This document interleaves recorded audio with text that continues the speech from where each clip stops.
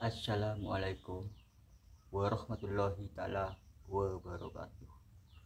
Selamat berjumpa kembali di channel ini yang aku mohon sama saudara-saudaraku dimanapun berada yang belum subscribe, aku mohon segera subscribe karena subscribe itu gratis, nggak dipungut biaya apapun. Jadi kita harus tolong menolong. Kita udah subscribe channel orang, itu kan udah ngebentuk orang. Dan kalau subscribe, mohon tolong aktifin loncengnya supaya kalau ada video baru dari channel ini adalah yang tahu pertama. Dan aku sekarang ini mau menyampaikan tentang kebaikan. Jadi kita itu harus rukun sama keluarga, sama tetangga, kita harus rukun. Kalau udah rukun sama keluarga, sama tetangga sekeliling kita udah rukun, itu udah enak. Enaknya gimana? Kalau kita itu kalau udah rukun sama tetangga sama keluarga ya udah rukun. Sumpamanya ini ada itu kan anak kita, sumpamanya ini anak kita mau menikah, kan tetangga itu bisa tolong menolong, ada pekerjaan apa, ada kan kalau tetangga itu pasti menolong, pasti bantu, apa kerja itu pasti membantu. Janganlah kita maunya sendiri, sebabnya kalau maunya sendiri itu ya insya Allah itu nggak ada yang ngebantu.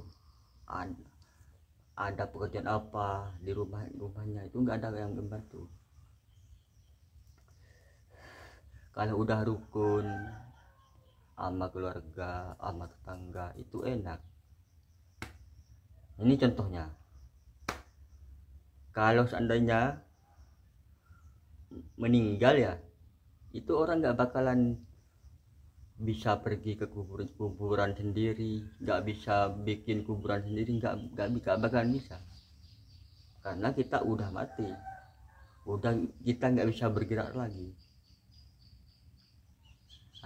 Jadi itulah kita harus rukun sama keluarga, sama tetangga, rukun lah, karena kerukunan itu kita ini semakin dekat lah. Kalau kita udah nggak rukun, pasti orang itu menjauh. Jadi kalau ada pekerjaan ya orang itu nggak bakalan ngebantu. Ayo, siapa yang telah meninggal itu bisa pergi ke kuburan sendiri, bisa bikin kuburan sendiri. Itu nggak bakalan bisa, soalnya kita ini nggak bisa bergerak lagi. Roh kita ini udah lepas dari badan kita, jadi nggak bakalan bisa bergerak. Cuma yang meninggal itu bisa melihat kita, yang masih hidup itu bisa melihat. Kan rohnya itu kalau orangnya itu udah mati, duduk di samping itu mayat itu ya, sebenarnya ada keluarganya ngaji, yang mati bisa melihat, dikerjain mau kerja apa, yang hidup tuh masih bisa melihat, tapi yang hidup nggak bisa melihat, yang semati nggak bisa melihat. Jadi kalau itu rukunlah sama keluarga, sama tetangga, agar kita saling bisa tolong menolong. Kalau udah nggak rukun sama keluarga, sama tetangga ya itulah nggak bakalan bisa tolong menolong. Dan janganlah utamakan pekerjaan daripada sholat, karena sholat itu perbuatan untuk menghilangkan dari perbuatan mungkar. Tapi kalau kerja itu ya tidak ada ya, sebabnya itu kalau kerja, aku ini belum lahir udah ada pekerjaan. Dari dulu, dari zaman Nabi Adam udah ada pekerjaan. Jadi kalau bisa, aturlah waktu kita. Mana kita untuk kerja, mana kita untuk sholat, mana kita untuk ngaji. Nah.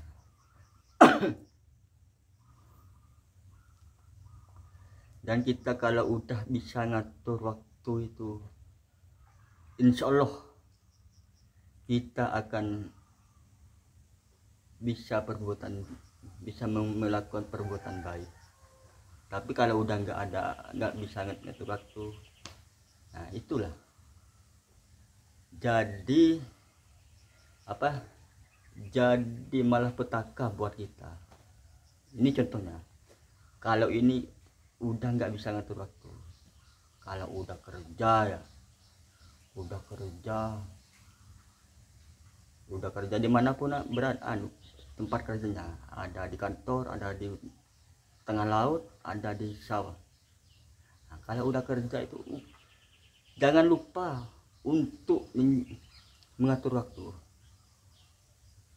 Kalau udah mau duhur, marilah pulang dari sawah, dari kantor, dari nelayan. Nah, biasanya kalau di kantor ini pasti ada musolanya. Ya kalau bisa, kalau di kantor itu sholatlah berjemaah. Bukannya di kantor saja, di nelayan, ada kerja nelayan, ada kerja di sawah. Kalau udah waktunya mau masuk sholat, kalau di nelayan itu kan kalau ada temennya ya, paling kalau nggak salah kalau perahu kecil ini, soalnya aku ini udah kerja nelayan. Kalau perahu kecil tuh paling ada 2 orang. Nah, itu kalau udah masuk sholat, waktunya sholat, nah, usahakanlah sholat berjemaah di laut pun nggak apa-apa. Maunya yang pertama kita itu udah menghadap ke kiblat. Kan kalau di laut itu, di nelayan itu ya nggak bakalan tetap ngadapin itu kan, itu perahu itu pasti bergerak ke sana ke sini.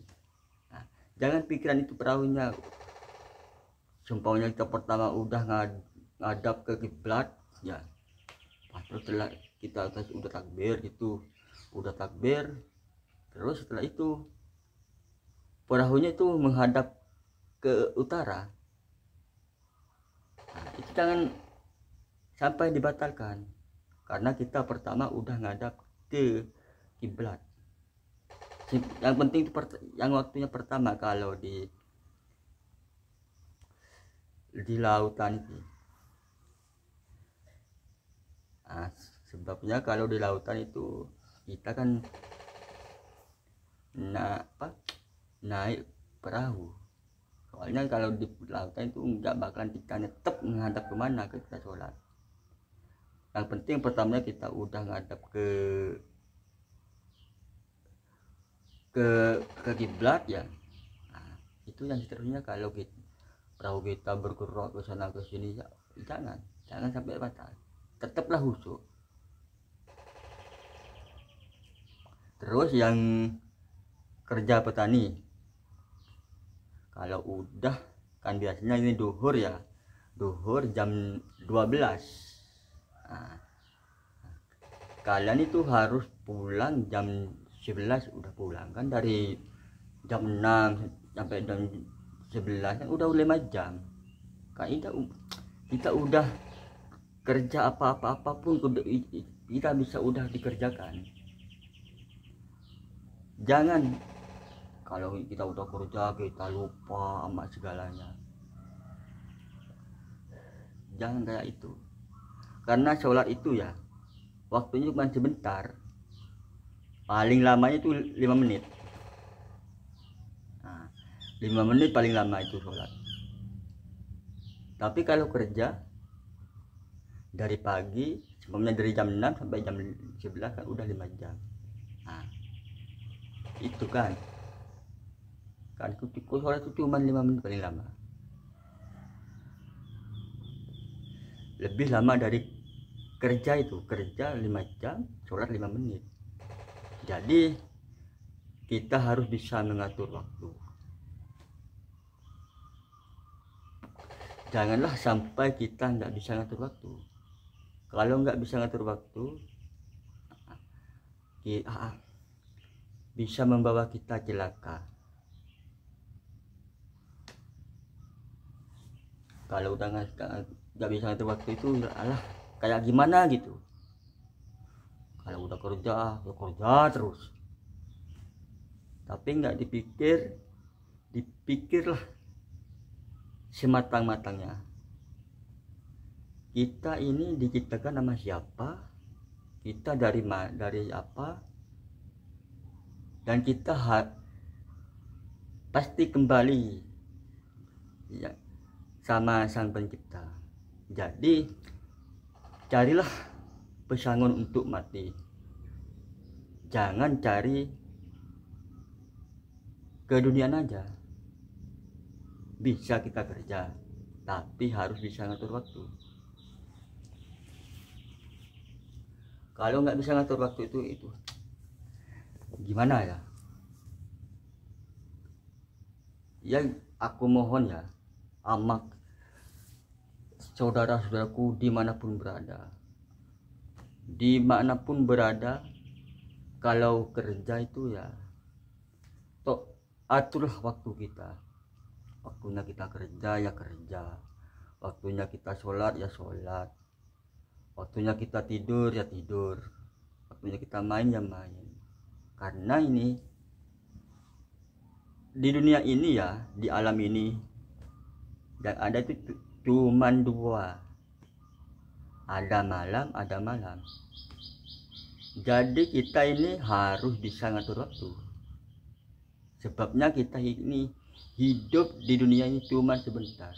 Kesenangan dunia ini cuma sebentar, gak bakalan lama, cuma sebentar. Kesenangan dunia, hidup kita di dunia itu cuma sebentar. Jadilah aku mohon sama saudara-saudaraku, bekerjalah seakan-akan kita hidup selamanya, dan bertaubatlah seakan kita ini mati besok. Jadi kita harus ini ya, harus bisa ngatur waktu sebenar-benarnya. Karena kita ini pasti kembali kepada Maha Pencipta. Nah, jadi kalau ada orang mau seumpamanya nih ya, mau orang itu ngambil tanah, apalagi apa punya saudaranya, apa punya orang, itu jangan dilakukan. Karena itu ya, tanah itu gak bakalan kita bawa mati. Seumpamanya ya, jangan diambil tuh tanah terus masa hidupnya. Nah, kalau kita mati itu ya, nggak bakalan kita perlu tanah 1 hektar mau bikin kubur, itu nggak bakalan. Yang diperlukan cuman 1,5 meter, cuman 1,5 meter yang kita butuhkan buat kuburan kita. Buat apa kita ngambil punya hak orang? Kalau bukan hak kita, janganlah diambil. Kalau ada uang, kalau ada duit, bilang sama orangnya ini mau dibeli saya. Nah, itu kan orang pasti kalau pengennya mau jual tanah itu pasti itu dijual. Tapi kalau udah nggak mau dijual, jangan dipaksa. karena pemaksaan itu nggak boleh. Terus bagi orang yang suka makan harta anak yatim,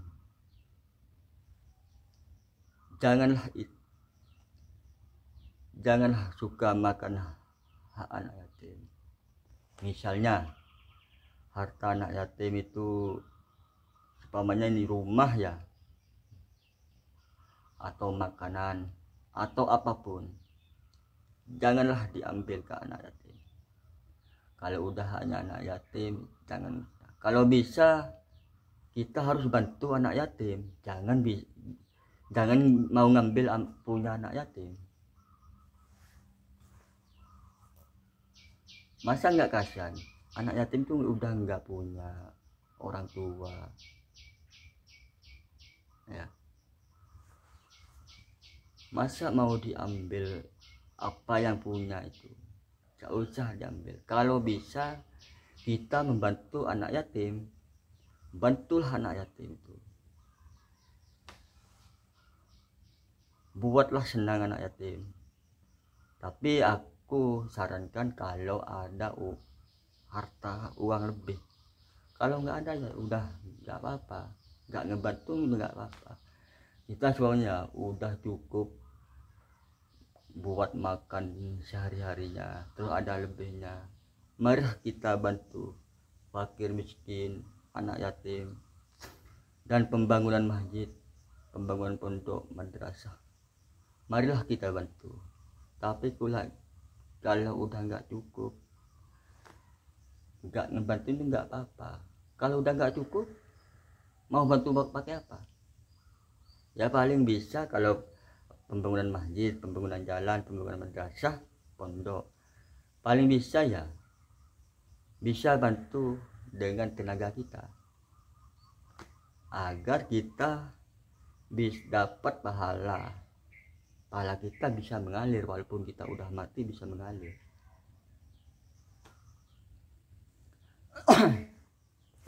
Dan aku ya nggak segan-segan untuk menyampaikan ini buat ngingetin sama saudara-saudaraku dimanapun berada.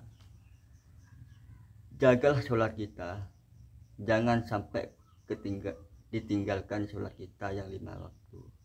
Dan ingatlah kapan kita mati, dan di mana kita mati, dan waktu apa kita mati, dan dikubur di mana. Itu kan kita nggak boleh. Itu maksud aku, itu kita kan nggak tahu ya.